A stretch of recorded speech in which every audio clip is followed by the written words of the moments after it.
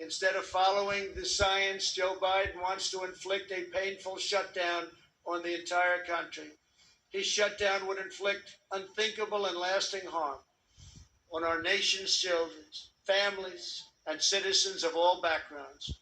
The cost of the Biden shutdown would be measured in increased drug overdoses, depression, alcohol addiction, suicides, heart attacks, economic devastation, job loss, and much more.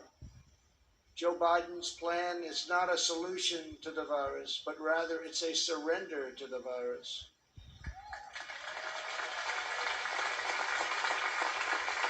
My administration has a very different approach. To save as many lives as possible, we are focusing on the science, the facts, and the data.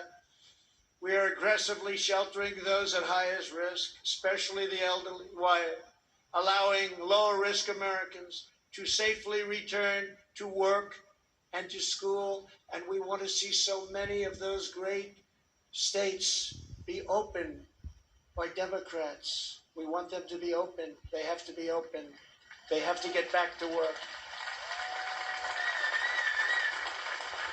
They have to get back to work, and they have to get back to school. Most importantly, we are marshaling America's scientific genius to produce a vaccine in record time. Under Operation Warp Speed, we have 3 different vaccines in the final stage of trials. Right now, years ahead of what has been achieved before. Nobody thought it could ever be done this fast. Normally, it would be years, and we did it in a matter of a few months. We are producing them in advance so that hundreds of millions of doses will be quickly available. We will have a safe and effective vaccine this year, and together we will crush the virus.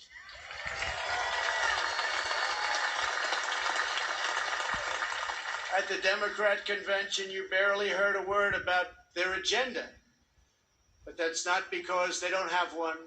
It's because their agenda is the most extreme set of proposals ever put forward by a major party nominee. Joe Biden may claim he is an ally of the light, but when it comes to his agenda, Biden wants to keep us completely in the dark. He doesn't have a clue. He has pledged a $4 trillion tax hike on almost all American families, which will totally collapse our rapidly improving economy. And once again, record stock markets that we have right now will also collapse. That means your 401ks, that means all of the stocks that you have.